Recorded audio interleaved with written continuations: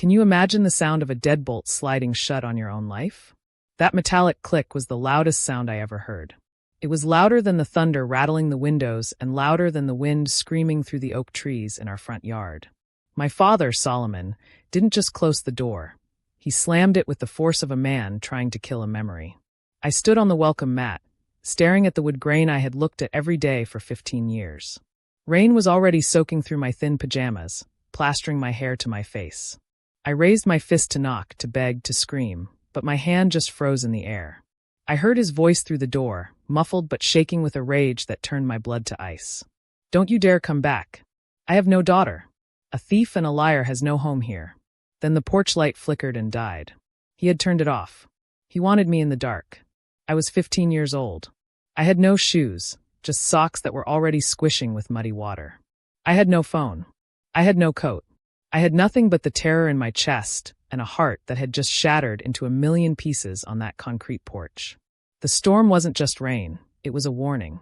The weatherman had called it a severe squall line. But out there in the dark, it felt like the end of the world. I turned around and looked at the driveway. My father's truck was there. My stepmother's red sedan was there. Everything looked so normal, but I was standing in a nightmare. I took one step off the porch, and the wind nearly knocked me over. I had to choose right then. Stay on the porch and freeze until morning, or walk into the blackness and pray I didn't die. I started walking. Before I tell you what happened in that darkness, and how a girl with nothing ended up owning the very ground she walked on, I need to ask you something. If you are enjoying this story, please press the subscribe button and tell me in the comments. Where are you watching from? I love reading your answers.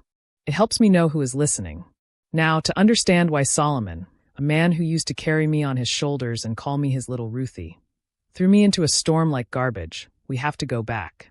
We have to go back to the day the devil walked into our church wearing a floral dress and a smile that didn't reach her eyes. My life wasn't always a tragedy. For 12 years, it was perfect.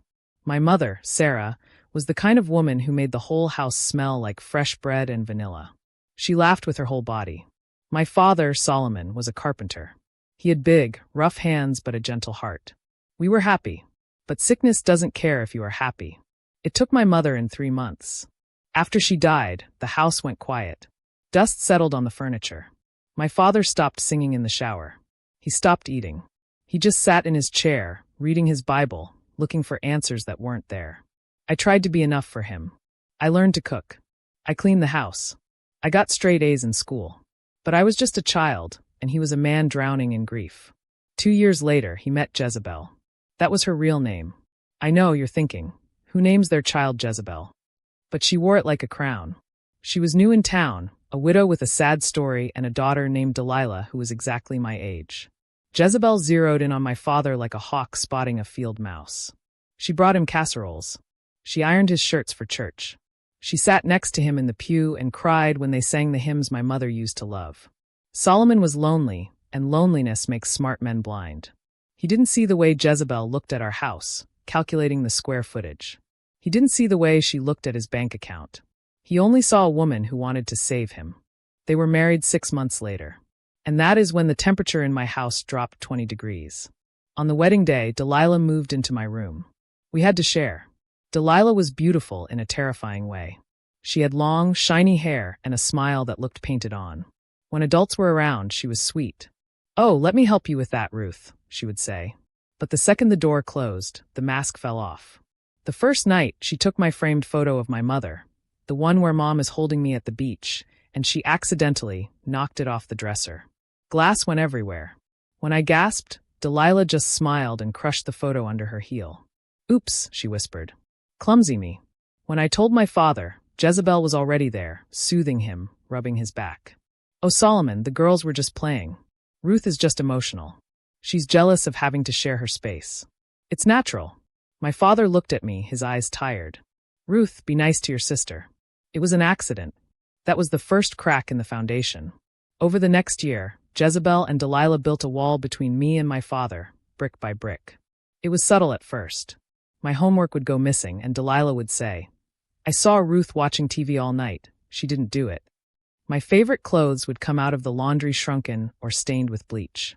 Jezebel would sigh and say, Ruth, you really need to be more careful with your things. Money doesn't grow on trees. I tried to fight back. I tried to scream the truth. But every time I defended myself, I looked crazy. I looked angry. And Jezebel? She was always calm. She was the picture of patience. Teenagers are difficult, Solomon, she would tell him late at night. I could hear them through the vent. Ruth is just acting out because she misses her mother. We have to be firm with her. We have to teach her discipline. My father, who used to trust me with his life, started looking at me with suspicion. He started checking my backpack. He started asking if I was telling the truth about small things. The doubt was a seed Jezebel planted, and she watered it every single day with little lies. But the real war began when I turned 15. My grandmother on my mom's side had left me a small college fund. It wasn't millions, but it was enough to go to university. It was in a trust, managed by my father until I was 18. But there was a clause. If I got into serious trouble, like legal trouble or getting expelled from school, my father could access the money to help me. Jezebel found the paperwork in his office. I saw her reading it one afternoon when I came home early from school. She didn't panic when she saw me. She just folded the paper, smiled that ice-cold smile, and said, "You're a very lucky girl, Ruth. Shame if anything happened to spoil it." The week of the storm, everything escalated. It started on a Tuesday. My father kept a tin box in the top drawer of his dresser. It held the emergency cash, about $2,000 he had saved from extra carpentry jobs. He was saving it to fix the roof before winter. On Tuesday night, after dinner, Solomon went to put a $50 bill in the box. He opened the drawer and froze. The box was empty. The house went silent. My father walked into the living room, his face pale. "Where is it?" he asked.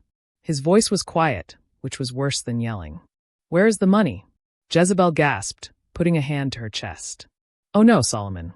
The roof money? Are you sure?" Delilah was sitting on the couch doing her nails. She looked up, eyes wide and innocent. "I haven't been in your room, Daddy Solomon." "But—" She trailed off, looking at me.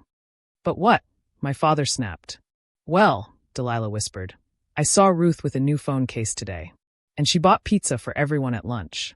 I didn't want to say anything. My stomach dropped. "That's a lie," I shouted. "I don't have a new phone case. I brought a sandwich for lunch." My father turned to me. "Go to your room, Ruth. We are going to search it."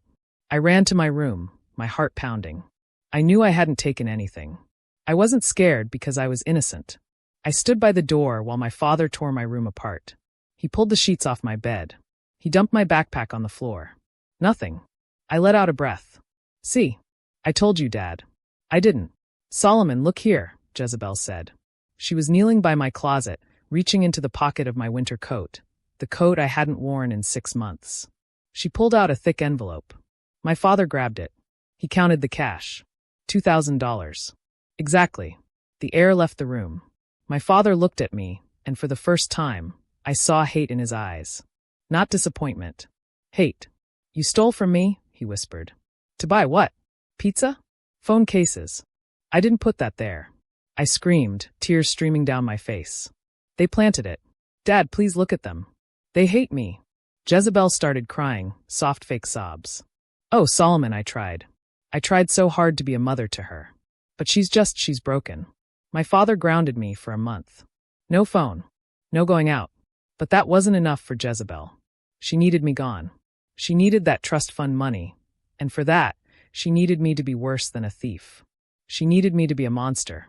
3 days later, the storm warning came. The news said it was a massive system, bringing freezing rain and 60-mile-per-hour winds. We were all stuck inside. The tension in the house was so thick you could choke on it. Delilah walked past me in the hallway and whispered, "Tick-tock, Ruth. Time's almost up." I didn't know what she meant. I went to bed early just to hide from them. I locked my door, but locks don't stop people who have keys. I woke up to screaming. It was 11 p.m. My door flew open, and the hallway light blinded me. My father was standing there, shaking. He was holding a small, blue velvet bag. I recognized it instantly. It was my mother's jewelry bag. The one he kept in a safe in the basement. The one that held her engagement ring and the diamond earrings she wore on her wedding day. The most precious things he owned. "How could you?" he roared. He threw the bag at me. It hit my chest and fell open on the bed. It was empty. "Where are they?" he screamed. "Where are your mother's rings?" I sat up, confused and terrified. Dad, I don't know. I didn't touch the safe. Jezebel appeared in the doorway, holding a piece of paper. She looked devastated. Solomon, I found this in the kitchen trash. I think she sold them. She handed him a crumpled receipt. It looked like a pawn shop slip. My father looked at it, his hands shaking violently. You sold your mother's rings? He looked at me like I was a stranger. You sold the only thing I have left of her? For cash? No. I was sobbing now, hyperventilating. Dad, it's a lie. It's a fake receipt. Why would I do that? I loved Mom. Don't you say her name, he bellowed. You are nothing like her. She was good. You are a liar and a thief, and you are rotting this family from the inside out. He grabbed my arm. His grip was like iron. He dragged me out of bed. I was wearing thin cotton pajamas. Dad, stop.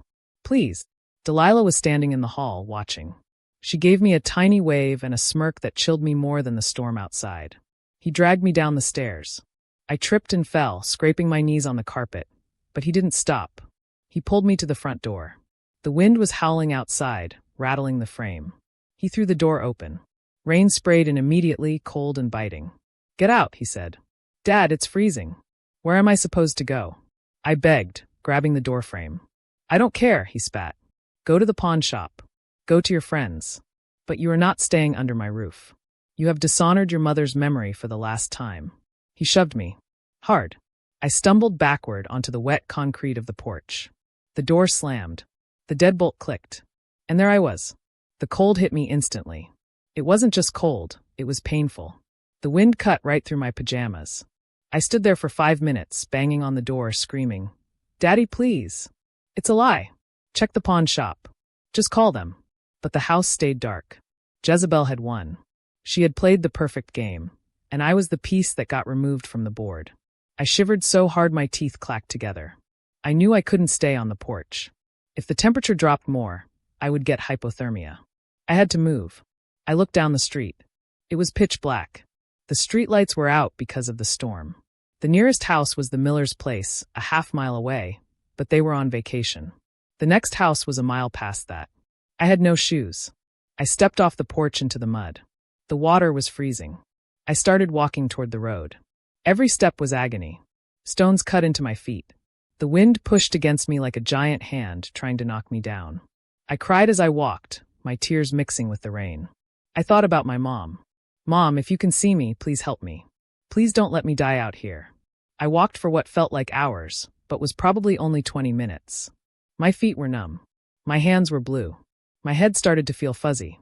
I knew that was a bad sign. I needed shelter. I saw a shape on the side of the road up ahead. It looked like an old barn or a shed. I pushed myself to walk faster, my legs feeling like lead. Just as I got closer, I heard a sound over the wind. A hum. An engine. I turned around. 2 bright lights cut through the darkness. A car was coming. It was moving slowly, fighting the wind. I didn't know who it was. It could be a stranger. It could be dangerous. But I was dying of cold. I waved my arms, screaming, Help. Please stop. The car didn't slow down. It kept coming, the headlights blinding me. I stood in the middle of the road, too weak to move out of the way. The car skidded on the wet asphalt, the tires screeching. It stopped just 3 feet from me. The driver's door flew open. A figure stepped out into the rain. It was a tall man wearing a dark raincoat. He had a flashlight in his hand. He shined it right in my face. I raised my hand to block the light. Who is that? A deep voice boomed. What are you doing out here? I tried to speak, but my jaw was frozen. Help, I whispered. My knees gave out. The last thing I saw before the world went black was the man rushing toward me, and the strange, terrifying realization that I knew that voice. But it was impossible, because the man who owned that voice had been dead for 10 years. I hit the wet pavement, and the darkness took me. The darkness didn't last forever. It felt like I was swimming in thick, black oil, heavy and cold. But then a feeling cut through the numbness. Heat. Intense, blasting heat. It pricked my skin like 1,000 tiny needles as the feeling rushed back into my frozen fingers. I smelled something rich and expensive, like old leather and peppermint.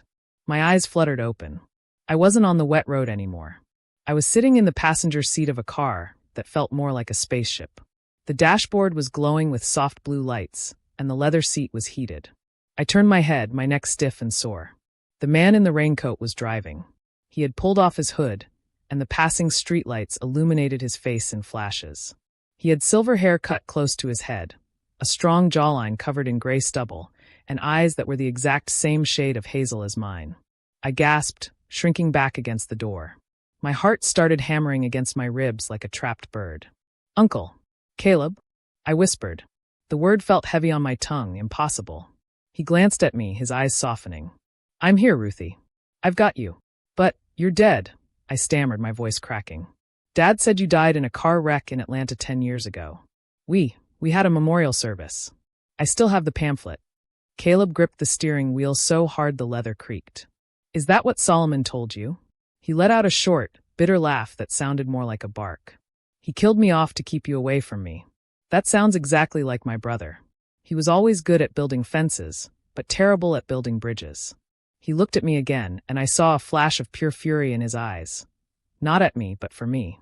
"I'm very much alive, Ruth. And I have been trying to reach you for a decade.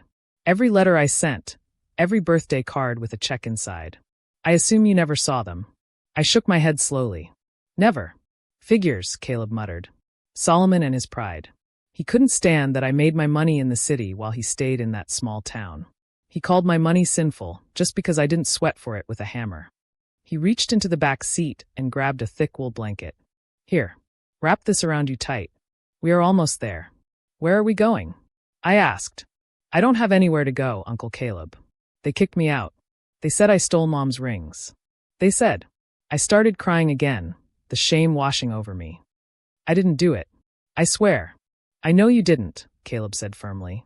"You have your mother's spirit, Ruth. Sarah would never raise a thief.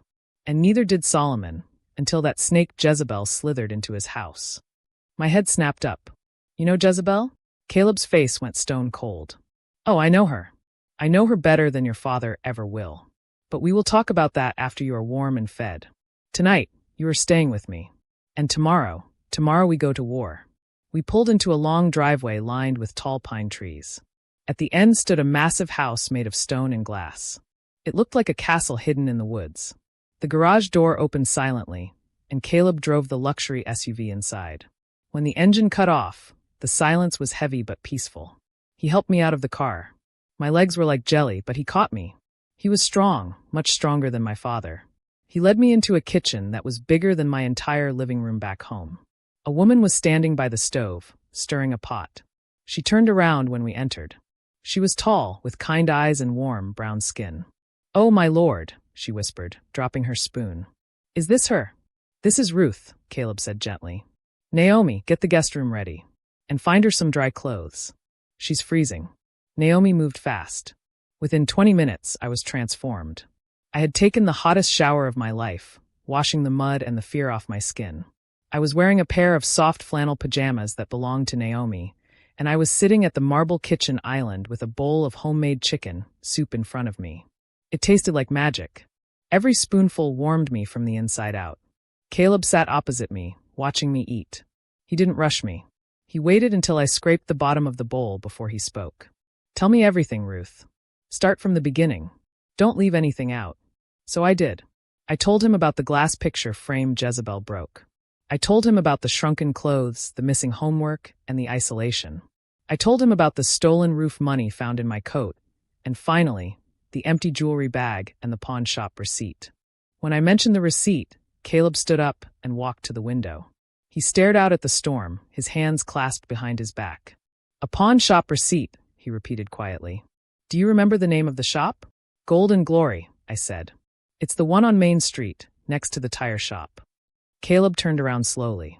A strange, dangerous smile played on his lips. "Gold and Glory. That's interesting. Why?" I asked. "Because," Caleb said, walking back to the table and leaning in close. "I own that building, Ruth. I leased the space to the pawn shop owner, a man named Mr. Henderson. Henderson owes me a lot of favors. And more importantly, I installed the security system in that building myself 3 months ago. High-definition video and audio, cloud storage." My eyes widened. "You mean?" "I mean," Caleb said, his voice dropping to a growl. "If anyone sold your mother's rings at that shop, I have their face in 4K resolution.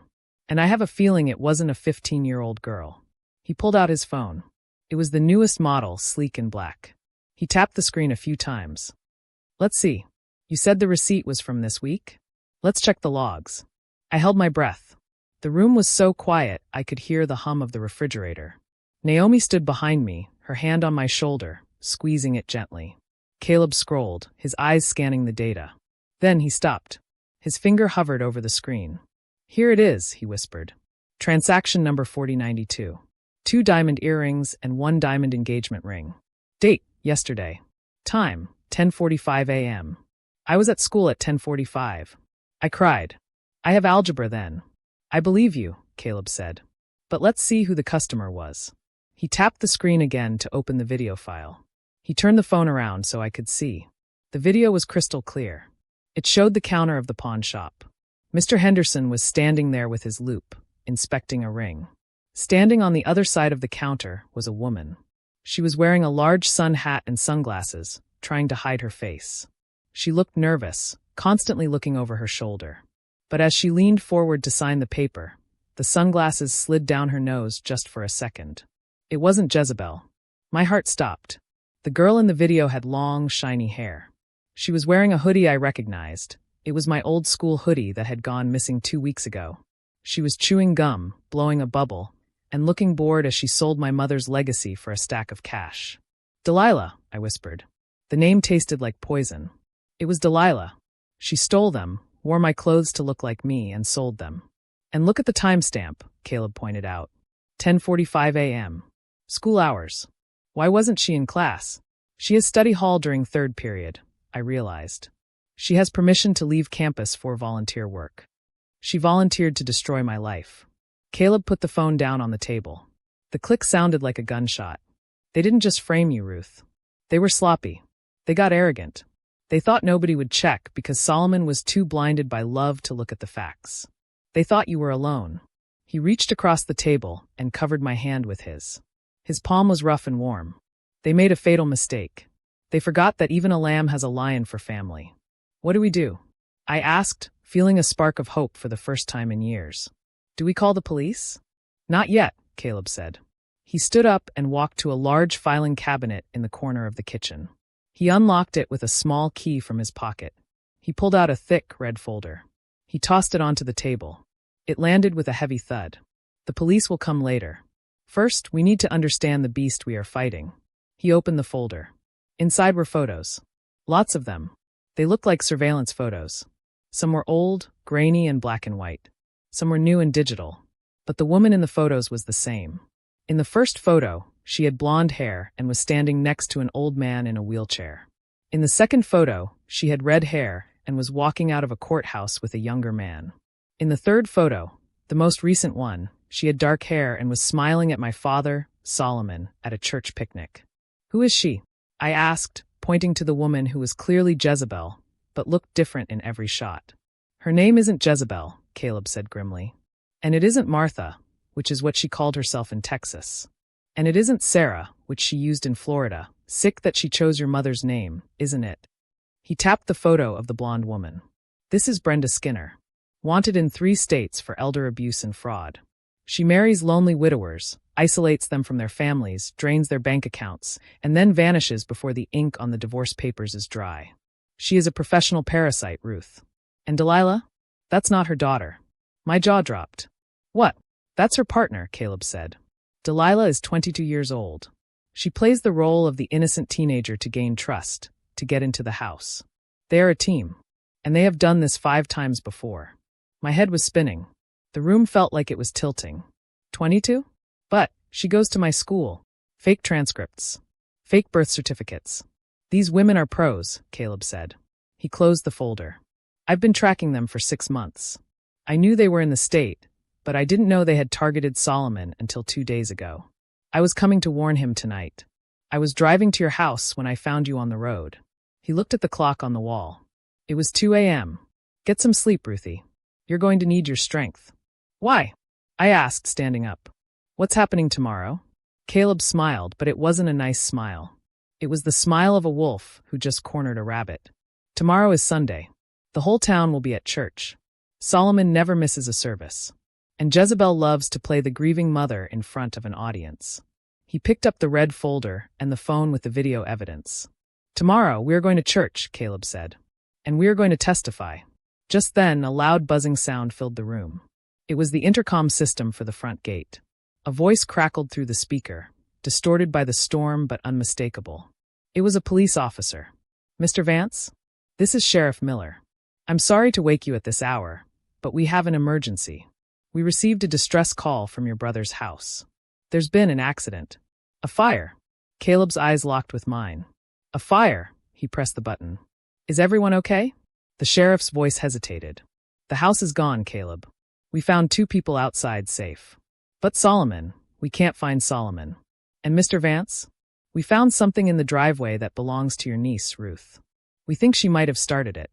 I gasped, covering my mouth. They were pinning a fire on me now? Caleb didn't blink.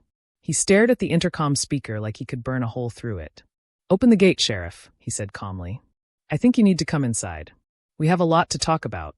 The metal gate buzzed open, and Sheriff Miller's cruiser crunched up the gravel driveway. I sat at the kitchen island, gripping my spoon like a weapon. My heart was doing somersaults in my chest. Arson. The word tasted like ash. They were accusing me of burning down the only home I'd ever known.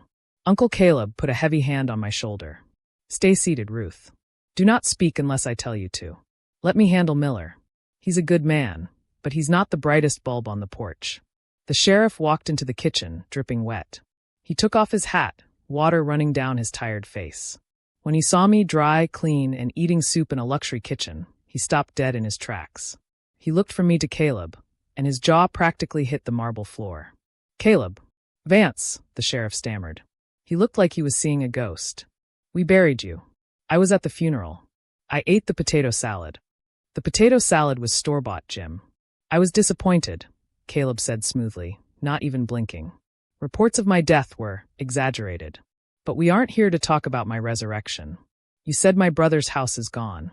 Sheriff Miller shook his head, trying to clear the confusion. "Right. Yes. Total loss. The fire department says it started in the living room. Accelerant. Gasoline." He narrowed his eyes at me. "Mrs. Vance, your sister-in-law, gave a statement 10 minutes ago. She said Ruth came back to the house around midnight. Said she was screaming about her trust fund. Said she threw a gas can through the window and lit a flare." I gasped. "That is a lie. I was—" "Ruth," Caleb said sharply. I shut my mouth. Caleb turned to the sheriff and tapped the screen of his phone. "Jim, look at the time on this security feed." The sheriff leaned in. He watched the video of Caleb's SUV pulling into the garage. "What time does that say?"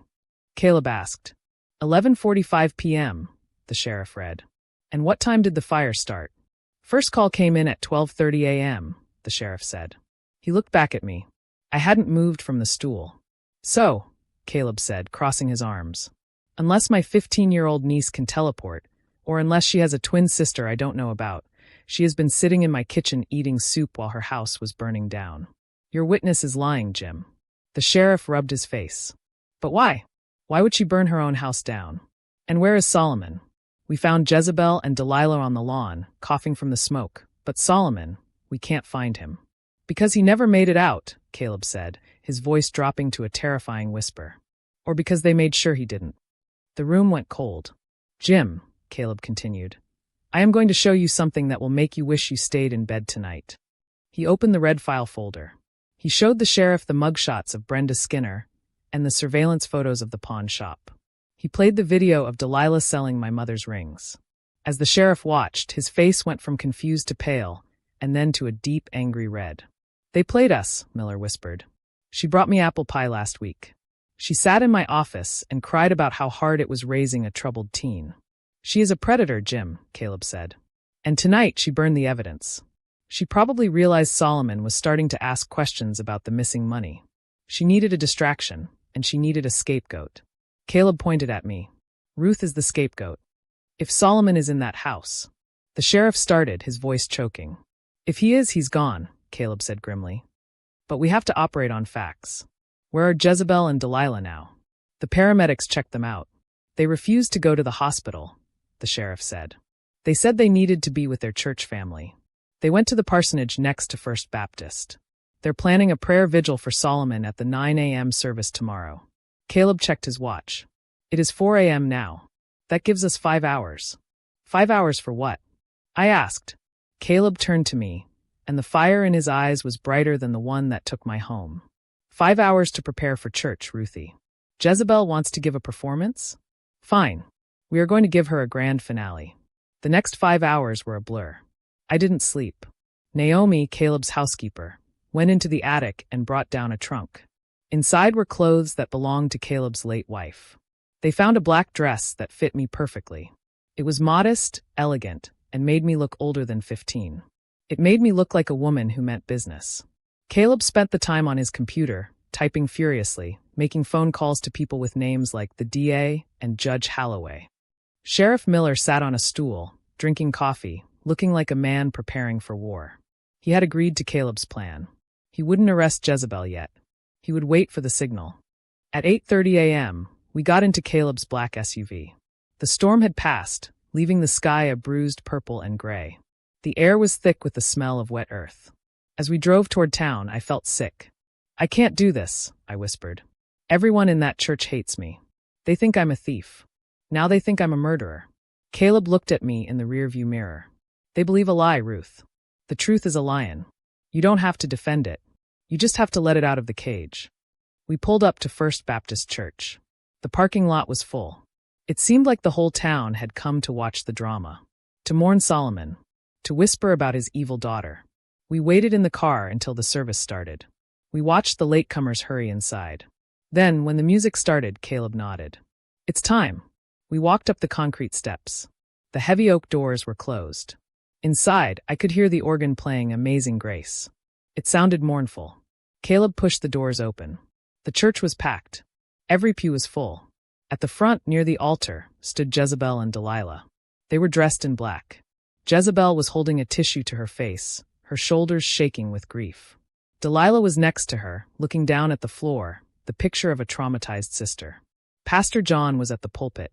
We gather today with heavy hearts, he boomed.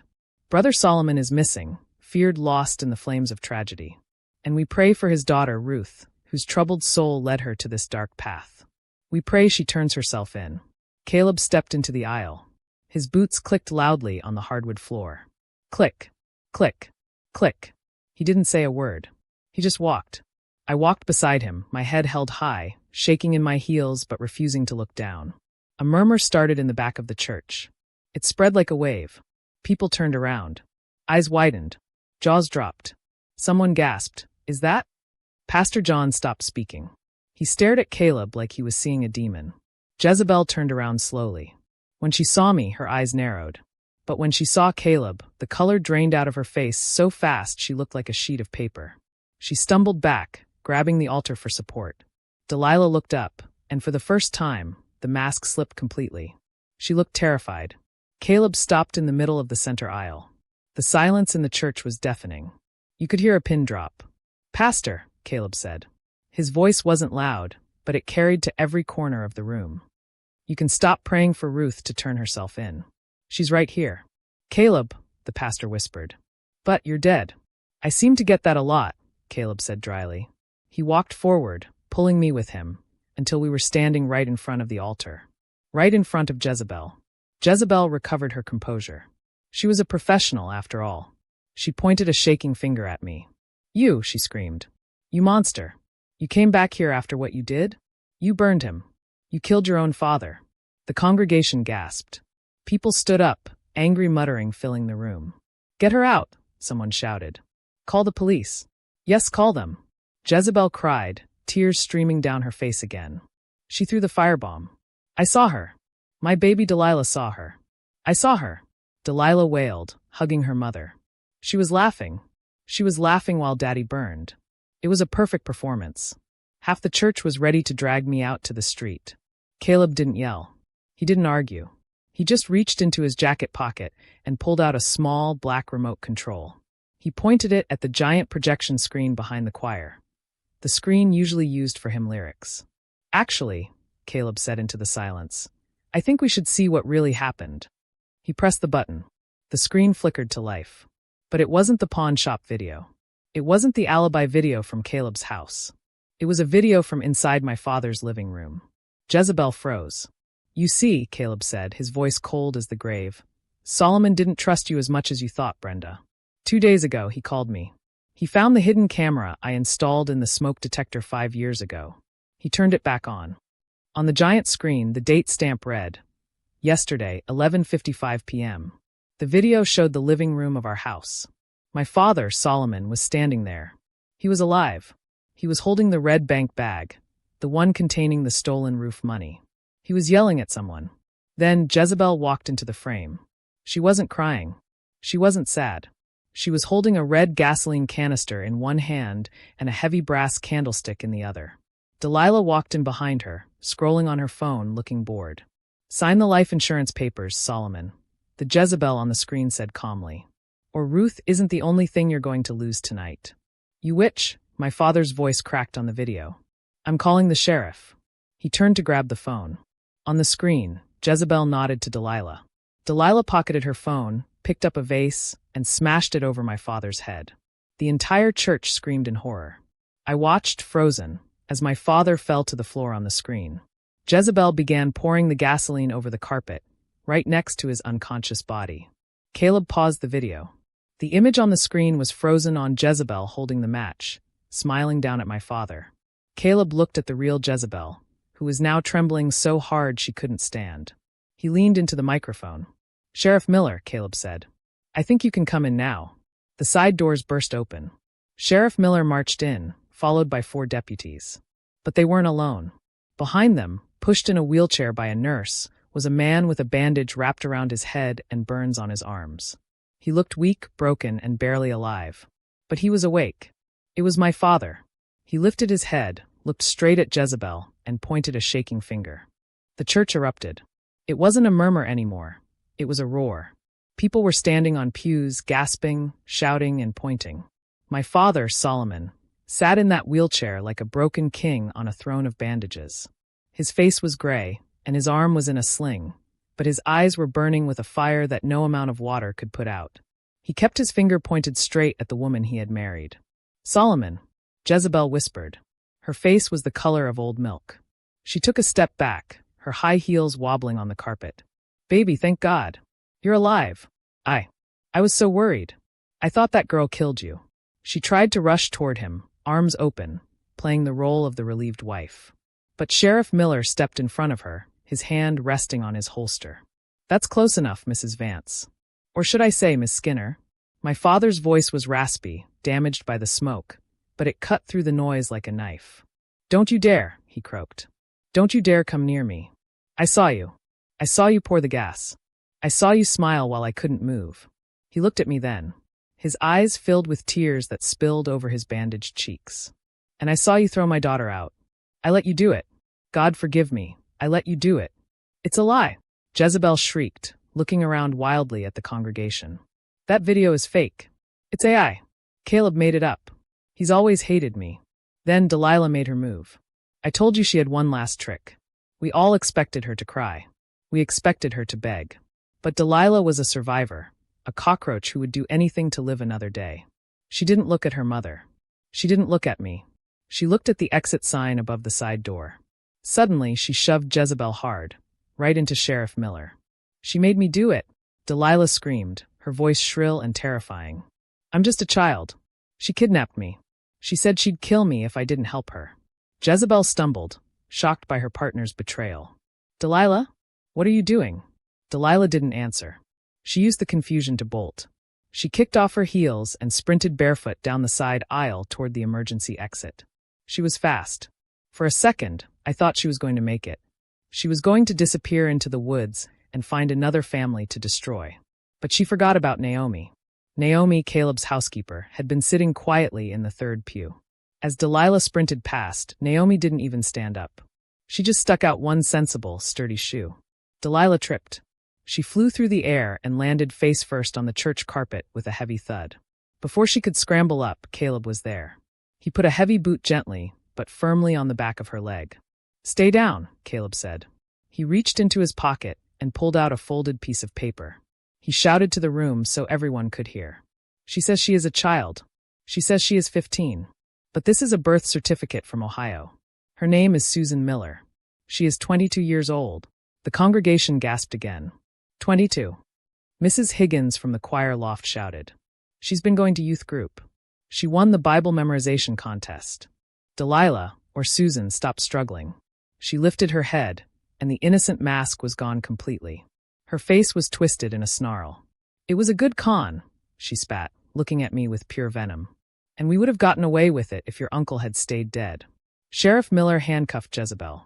2 deputies hauled Susan up and clicked the cuffs on her wrists. As they marched them down the center aisle, the same aisle they had walked down so proudly just 20 minutes ago, the church went silent. No one shouted anymore. They just watched. They watched the monsters being dragged into the light. When Jezebel passed my father, she stopped. She looked at him with cold, dead eyes. You were easy, Solomon, she whispered. You were so desperate to be loved, I didn't even have to try. My father didn't flinch. I was blind, he said softly. But I can see now. As the police doors slammed shut outside, the energy in the room shifted. Everyone turned to look at us. At me. The girl they thought was a thief. The girl they thought was an arsonist. I stood there in my black dress, holding Caleb's hand, feeling the weight of their stares. My father wheeled himself forward. The sound of the rubber tires on the wood floor was the only sound in the room. He stopped 3 feet away from me. He looked older than I had ever seen him. He looked small. Ruthie, he choked out. He reached a shaking hand toward me. I looked at his hand. It was the same hand that had dragged me out of bed. The same hand that had slammed the door in the storm. I wanted to run to him. I wanted to hug him and pretend everything was okay. But I was 15, and I had learned a hard lesson that night. Love isn't enough without trust. I stepped back. The crowd gasped softly. My father's hand dropped to his lap. I can't, Dad, I whispered. My voice was steady. You didn't ask me. You didn't check the pawn shop. You didn't check the bank. You just threw me away. I know, he wept. I am so sorry. I will spend the rest of my life making it up to you. I know you will, I said. But you're going to have to do it from a distance for a while. I'm going home with Uncle Caleb. Caleb squeezed my hand. Let's go, Ruthie. We walked out of that church, past the people who had judged me, past the whispers, and into the sunlight. For the first time in days, the sky was completely blue. That was 7 years ago. A lot can change in 7 years. If you look at the county jail records, you'll see that Brenda Jezebel Skinner is serving 25 years for attempted murder, arson, and fraud. Susan Delilah Miller got 15 years. Apparently, prison isn't as comfortable as the bedrooms they stole from teenage girls. I heard Susan tried to start a Bible study in cell block C, but nobody bought her act. As for my father, he tried. He really did. He spent 5 years in therapy. He rebuilt the house, exactly the way it was when my mom was alive. He invited me over for Sunday dinners. At first, I didn't go. Then, I went but didn't talk much. Slowly, brick by brick, we built something new. It wasn't the same relationship we had before. That was gone forever, but it was honest. He learned that trust is like a mirror. Once you break it, you can fix it, but you can always see the cracks in the reflection. He passed away last year in his sleep. I found a letter on his nightstand. It just said, "Thank you for giving me a second chance I didn't deserve." And me?